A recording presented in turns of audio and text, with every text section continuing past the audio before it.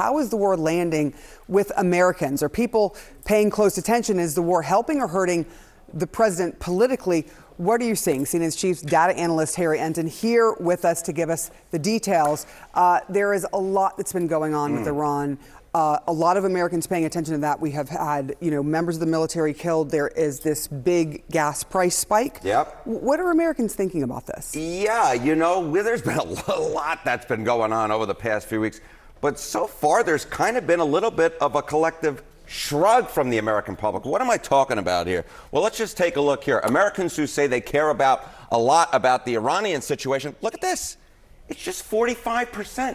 Just 45% of Americans say they care a lot about the situation going on in Iran. Compare that to the U.S. economy, which, of course, is the number one issue right now in this country. We're talking 84%. That is a very, very high number. And this 45% number, only about half that and below 50%. So despite all the hubbub, right now we're talking about less than a majority of Americans who say they care a lot about what's going on in Iran right now.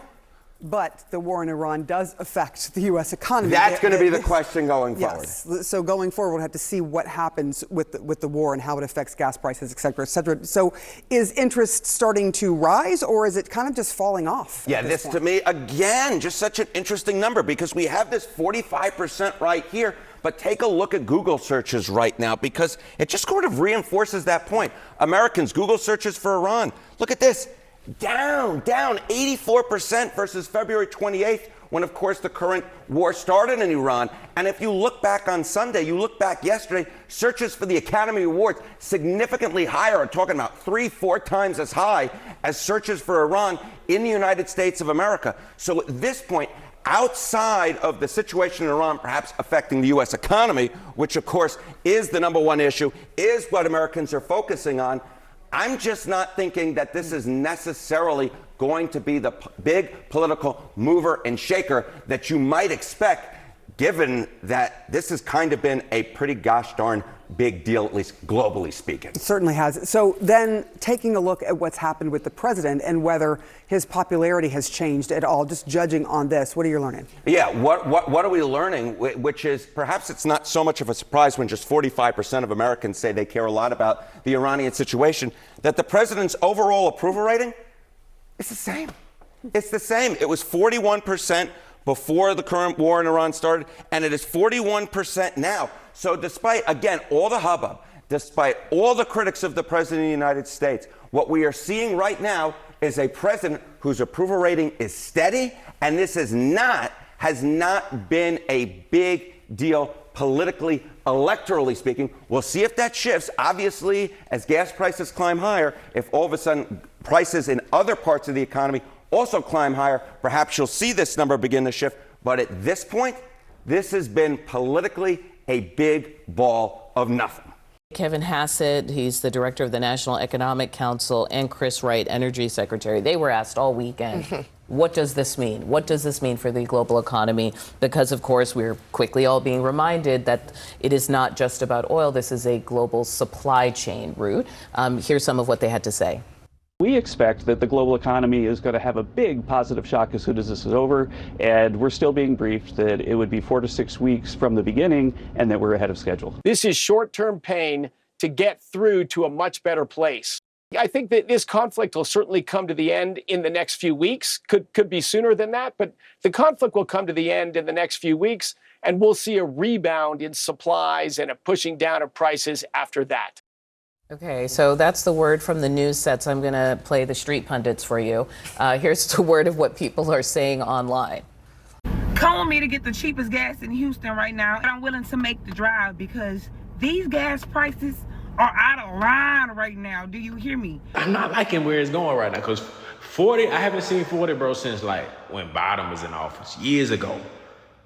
$40? No way, I've already spent $40 and I'm not full. $73. Like, what? People aren't treating it like short-term pain. And actually, in a different interview over the weekend, Chris Wright was asked if he thought that it would get down below $3 a gallon before the busy summer travel season. And he stressed that there are no guarantees in war. So even as they're saying, listen, we're expecting 4 to 6 weeks here, we're ahead of schedule, they don't want to make those promises to the American people as well. I mean, this is still an open-ended conflict that the president is saying will end when he feels it deep in his bones, which is something that has come under great criticism over the weekend as well, because there's still this question, I think, particularly from Democrats on Capitol Hill about what are the objectives and when exactly will they be met. It was interesting to see that kind of timeline, someone putting out there, even in the line of questioning, what about Memorial Day? Like, we're in a war. This is not a situation where it's going to abide by the holiday season. You had domestic politicians like former Republican Governor Chris Sununu speaking in these terms.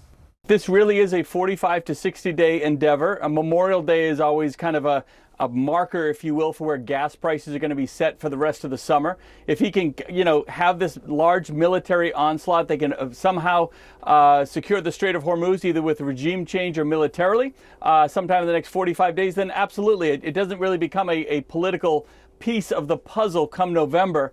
I mean, he makes it sound like there was some kind of plan that nobody knew about, that, it's going to be done in this number of days. That seems to be pretty clearly wishful thinking at this point. And I just want to go back. It's interesting to me that now the U.S. is having to ask for the help of other countries. I mean, usually in this kind of action, American presidents before this would go build an international coalition before going in. And now the Trump administration, which has made such a big point of doing anything it wants to, at all, is now having to go ask for help. And I think the interesting element of that, having to ask for help, is something that everybody should be paying attention to. And whether there are levers with our U.S. allies, or there used to be, given the tenseness of the last year. And I can sympathize with all of those videos. It was $4.34 a gallon for me to fill up this weekend.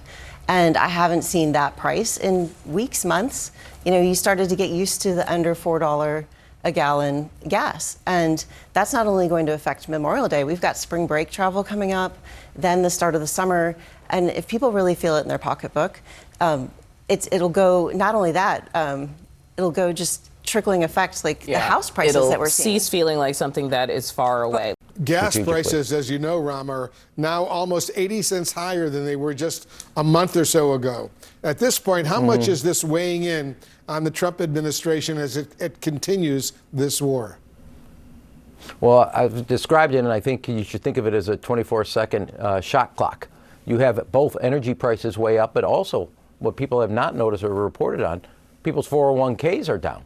And remember, for the American people, that 401k is not only a saving plan, it has lately have become a backstop because the paycheck doesn't get you through the month.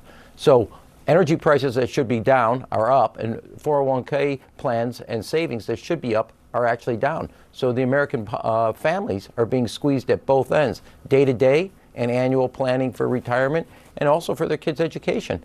So it's all headed in the wrong direction. And again, this should have been thought through rather than an impulsive decision. What are the ramifications? Nothing ever is a linear line. You got to think through all the alternatives of what could have happened, and this White House under President Trump did not.